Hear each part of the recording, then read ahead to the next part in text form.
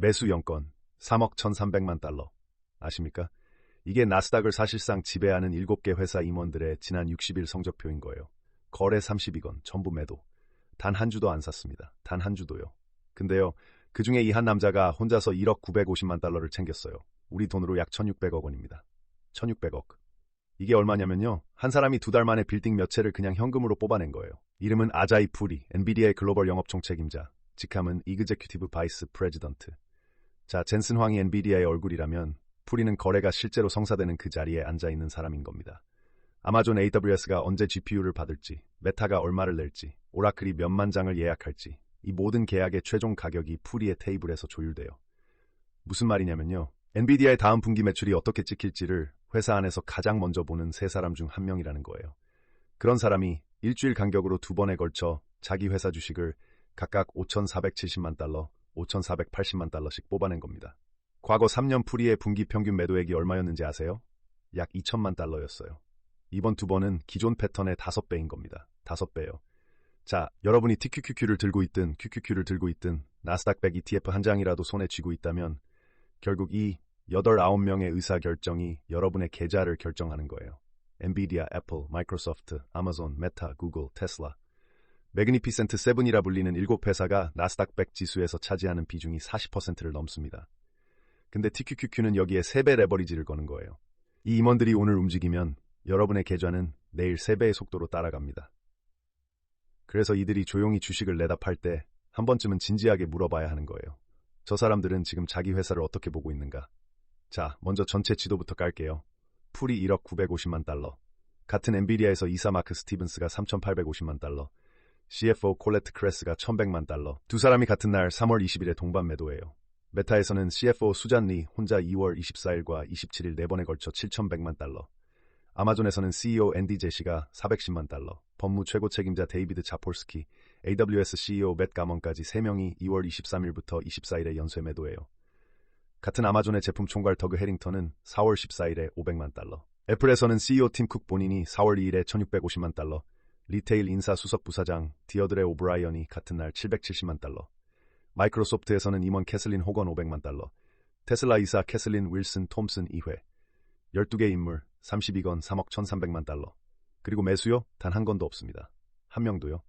7개 회사 수십 명의 의사결정권자 중에 지금 자기 회사 주식을 사고 있는 사람이 0명이라는 뜻이에요.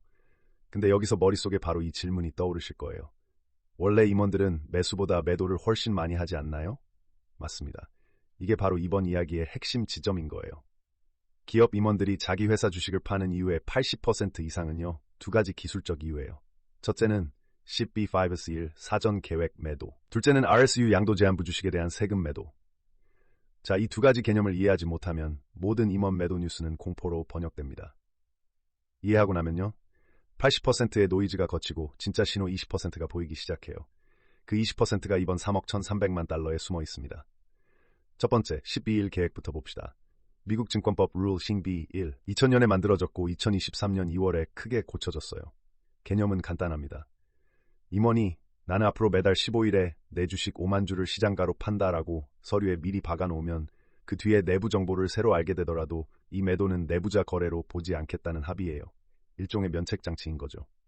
2023년 개정 이후로는 계획을 짠 날로부터 최소 90일이 지나야 매도가 시작됩니다. 지금 2026년 봄에 집행되는 이 매도들은 대부분 작년 가을에 이미 스케줄이 정해졌다는 얘기예요. 오늘 회사가 위험해 보여서 판 것이 아니라는 방어는 기본적으로 맞습니다. 근데요, 여기서 많은 사람이 놓치는 한 겹이 있어요. 임원이 계획을 짜는 행위 자체가 이미 전략적 선택이라는 거예요. 계획 기간을 9개월짜리로 할지 24개월짜리로 할지, 매도 시점을 분기 실적 직후로 놓을지 발표 직전으로 놓을지, 한 번에 털지 월별로 쪼갤지, 이 결정들이 전부 임원이 내가 앞으로 이 주가를 어떻게 볼 것인가에 대한 판단이 반영된 설계인 겁니다. 기계적인 게 아니에요. 설계의 문제예요. 계획이라는 단어 뒤에 그 계획을 만든 사람의 시선이 숨어 있다는 사실, 반드시 기억하셔야 해요. 즉, 임원이 팔았다라는 헤드라인 그 자체에 반응하는 건요, 사실상 노이즈의 70에서 80%에 반응하는 거예요. 그럼 나머지 20%, 진짜 신호는 어디 있을까요? 자, 그럼 남은 20%가 진짜 신호인 겁니다. 이 진짜 신호와 노이즈를 어떻게 구분하느냐? 역사가 우리에게 가르침을 줘요. 첫 번째 장면, 2000년 3월. 나스닥이 사상 최고점을 찍기 직전 한 달 동안 미국 기업 임원들이 자기들이 산 주식보다 몇 배 많은 주식을 팔았는지 아세요? 23배예요. 23배. 평상시에 매도 대 매수 비율이 3대1에서 5대1 수준이었는데 그게 23대1로 튄 거예요. 총 매도 금액은 1999년 9월부터 2000년 7월까지 430억 달러, 직전 2년 평균의 2배였습니다. 그리고 나스닥이요? 그 뒤 3년에 걸쳐 70% 빠졌어요. 78%. 두 번째 장면, 2001년 엔론. 자, 이건 진짜 소름입니다. 파산 신청 5달 전까지 엔론의 임원과 이사 29명이 총 11억 달러어치의 자사주를 팔았어요. 창업자 켄 레이 혼자서 매도 350회, 거의 매일같이 1억 100만 달러. CEO 제프 스킬링은 자기 지분의 39%, 6,700만 달러. 에너지 서비스 부문장 루파이는 퇴사 직전까지 3억 5천만 달러. 근데 그중 가장 소름 끼치는 장면이 뭐였냐면요. 엔론의 붕괴가 공식 공개되기 30분 전에 케네스 레이의 아내가 50만 주를 시장에 던진 일이에요. 30분 전에요. 내부자의 내부자였던 겁니다. 세 번째 장면 2021년. 그해 미국 전체 CEO와 임원들이 집단적으로 팔아치운 자사주가 얼마였는지 아세요? 690억 달러예요. 역사상 최대 규모. 제프 베이조스 혼자 아마존을 100억 달러 가까이 팔았어요. 당시 시장은 팬데믹 자산 인플레이션 속 단순 다각화로 해석했어요. 어느 정도 맞는 말이었습니다. 근데요, 바로 다음 해 2022년 나스닥이 33% 무너졌고 TQQQ는 80% 넘게 녹았어요.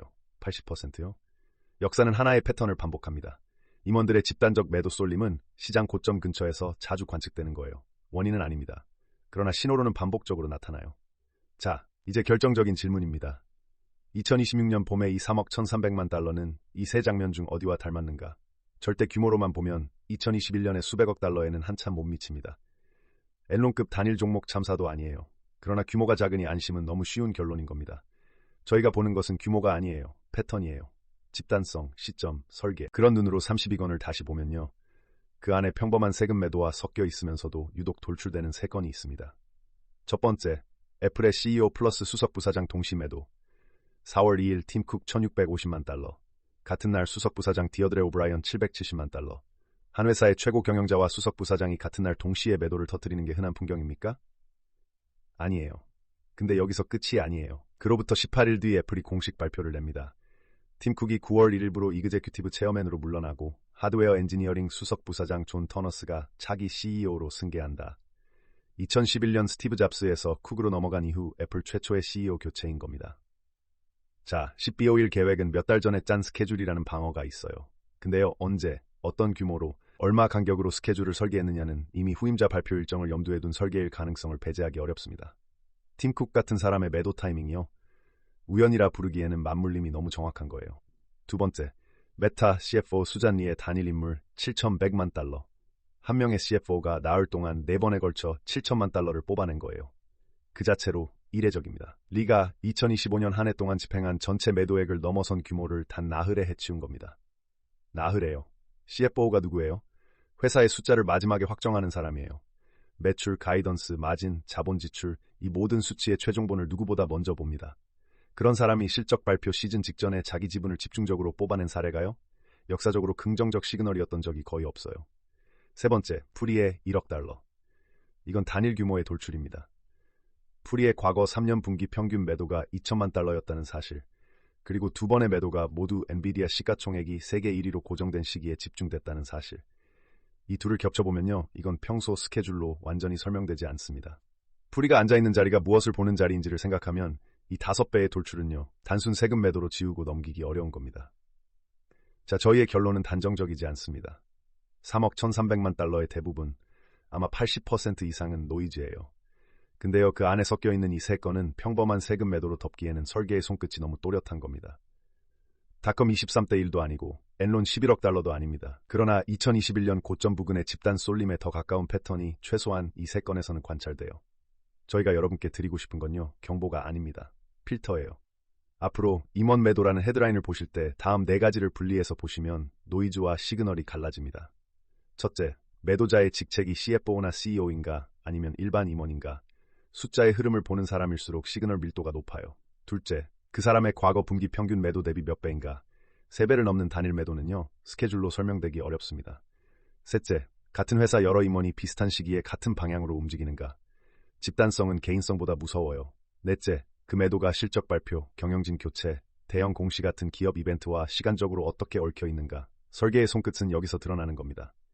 자, 이 4개의 필터를 머릿속에 깔아놓으면요. 앞으로 임원이 수천만 달러를 팔았다 같은 뉴스가 나올 때마다 여러분은 자동적으로 노이즈를 걸러낼 수 있습니다. 시장이 오래 생존하게 만드는 습관이 뭐냐면요. 이런 작은 필터들의 누적인 거예요.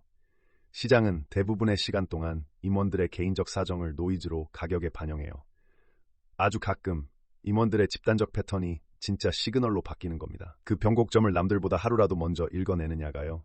10년짜리 장기 수익률의 차이를 만드는 거예요. 이 채널이 하려는 일이 그겁니다. 뉴스 한 줄을 읽어드리는 채널이 아니라요. 뉴스 뒤에 숨어있는 사람들의 행동을 해체해서 보여드리는 채널. 매번 이런 수준의 데이터 분석을 받아보고 싶으시다면 구독 한번 눌러주시면 됩니다. 여러분이 QQQ를, 나스닥 지수를 또는 나스닥에 편입된 개별 종목 한 장이라도 들고 계신다면요. 결국 여러분의 계좌를 결정하는 건 이 8, 9명의 사람들이에요. 그 사람들을 읽는 훈련이 되어 있으면 시장의 소음 속에서 길을 잃지 않습니다. 저희는 계속 그 훈련을 여러분과 같이 해나가겠습니다. 마지막으로 하나만 기억하세요. 임원이 팔 때 여러분이 던져야 할 질문은 얼마나 팔았나가 아니에요. 누가 언제, 왜 그 날짜에 팔았나입니다. 이 3글자만 머리에 박아두시면 앞으로 10년간 뉴스에 휘둘릴 일이 크게 줄어들 겁니다. 감사합니다.